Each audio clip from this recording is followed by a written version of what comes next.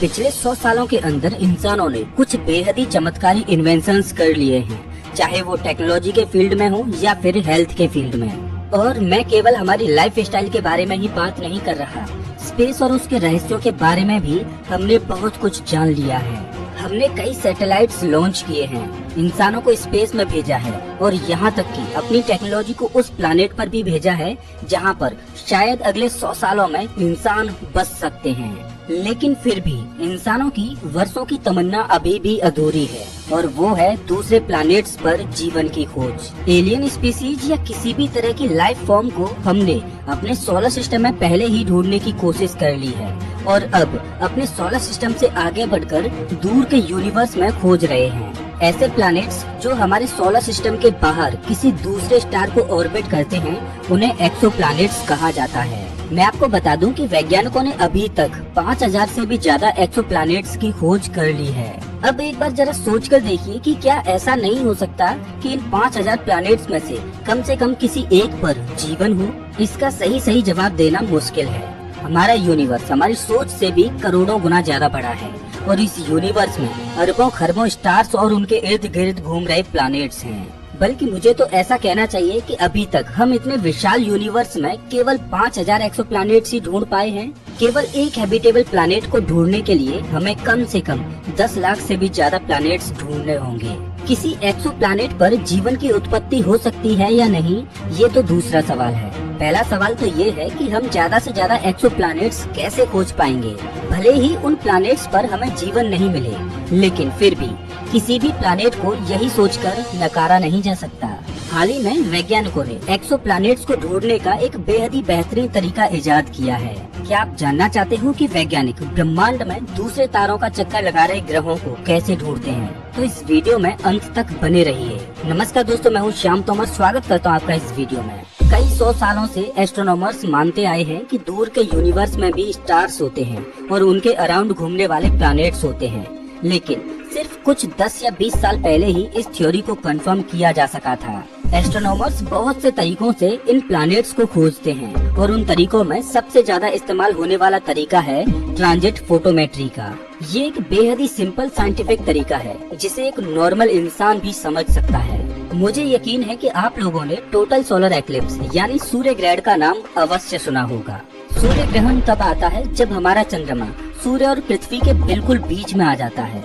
इस वजह से दिन होने के बावजूद धरती के कुछ हिस्सों पर अंधेरा छा जाता है।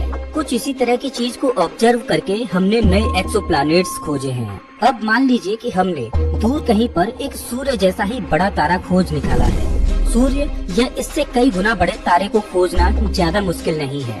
उनकी तेज रोशनी की वजह से ही धरती से ही उन्हें ऑब्जर्व किया जा सकता है। अब हमें ये पता लगाना है कि उस तारे के इर्द गिर्द कोई ग्रह घूम रहा है या नहीं। तो अब हम धरती पर एक सैटेलाइट सेट कर देंगे जो उस तारे की ब्राइटनेस को लगातार ऑब्जर्व करता रहेगा। अब अगर उस स्टार के अराउंड कोई प्लैनेट है तो वो कभी न कभी तो सैटेलाइट के लाइन ऑफ साइट और उस स्टार के बीच जरूर आएगा। और जब ऐसा होगा तब स्टार की चमक में हमें कुछ बदलाव दिखेगा, यानी कि तारे की चमक थोड़ी सी कम हो जाएगी।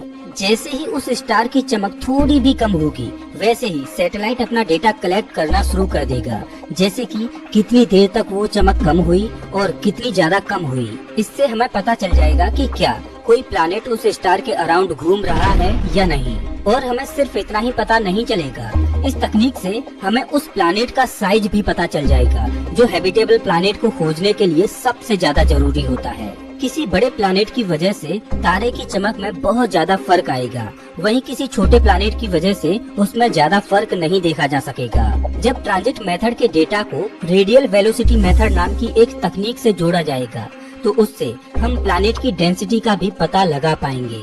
प्लैनेट की डेंसिटी की मदद से एस्ट्रोनॉमर्स उसके फिजिकल स्ट्रक्चर्स और उसके अंदर मौजूद केमिकल कंपोजिशंस को भी समझ पाएंगे।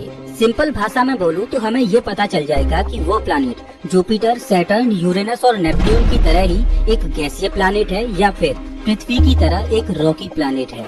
अब क्योंकि उस स्टार की लाइट प्लैनेट के एटमॉस्फेयर के थ्रू पास होकर हमारे सैटेलाइट के पास आएगी, इसीलिए स्पेक्ट्रोस्कोपी नाम के एक मेथड से प्लैनेट के एटमॉस्फेयर या वायुमंडल को भी हम पहचान पाएंगे।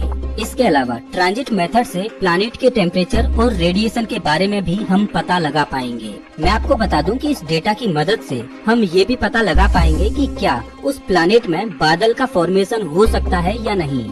अब इतनी सारी अच्छी चीजों के बावजूद ट्रांजिट मेथड में कई सारी परेशानियां भी हैं, जैसे कि हम तारे की चमक में बदलाव को तभी देख पाएंगे अगर वो प्लैनेट हमारे और स्टार के बिल्कुल बीच में आता है। केवल 10% प्लैनेट ही ऐसे होते हैं जो एक पंक्ति में आते हैं और जिनका ऑर्बिट में घूमने का समय अंतराल कम होता है। ट्रांजिट मेथड की मदद से हम एक ही बार में हजारों स्टार्स को ऑब्जर्व कर सकते हैं, जो फिर स्टार की चमक में बदलाव को माप लेता है।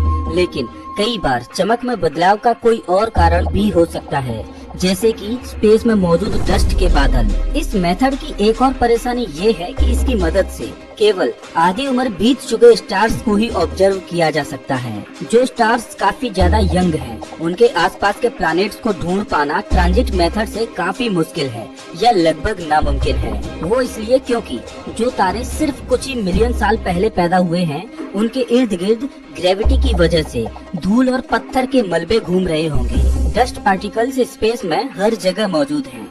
किसी बड़े स्टार या प्लैनेट की ग्रेविटी की चपेट में आकर वे उनके अराउंड चक्कर लगाने लगते हैं। धीरे धीरे ये पार्टिकल्स एक दूसरे में मर्ज होने लगते हैं और कुछ बिलियन सालों के बाद एक नए प्लैनेट का निर्माण करते हैं। इसीलिए इन स्टार्स के अराउंड के प्लैनेट्स को ट्रांजिट मेथड से ढूंढना बेहद ही मुश्किल होता है। लेकिन एस्ट्रोनॉमर्स ने इन प्लैनेट्स को खोजने का तरीका भी निकाल लिया है। उदाहरण के तौर पर हम अपने ही सोलर सिस्टम के प्लैनेट जुपिटर को ले लेते हैं। ये यहाँ मौजूद सबसे बड़ा प्लैनेट है। इस वजह से उसकी ग्रेविटी भी बहुत ज्यादा है। जैसे सूर्य ने अपनी ग्रेविटी से सभी प्लैनेट्स को अपने ऑर्बिट में कैद करके रखा है, वैसे ही जुपिटर ने भी अपने ऑर्बिट में एस्ट्रॉइड्स के कलेक्शन को कैद करके रखा है।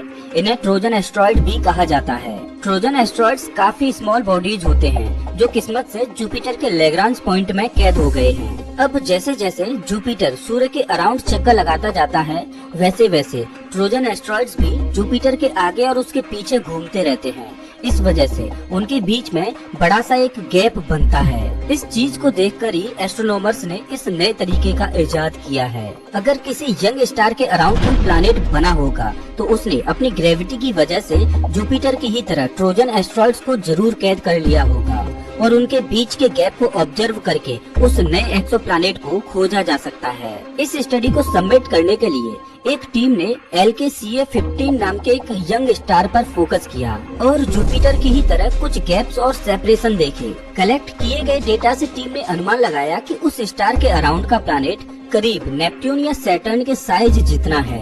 ये प्लैनेट सिर्फ कुछ मिलियन साल पहले ही पैदा हुआ है और काफी जल्दी पैदा हुआ है। ये चीज भी एक बहुत इंटरेस्टिंग डिस्कवरी के बारे में हमें बताती है।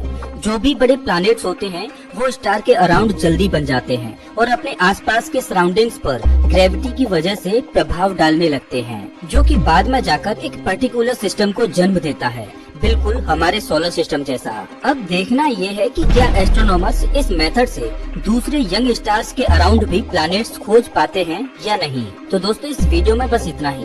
वैसे आप हमारा ये वीडियो कौन से शहर से देख रहे हो हमें कमेंट करके जरूर बताएं। अगर आपको ये वीडियो अच्छा लगा हो तो इसे लाइक करें और ऐसे ही वीडियोज के लिए चैनल को सब्सक्राइब करें, साथ ही बेल आइकॉन दबाएं।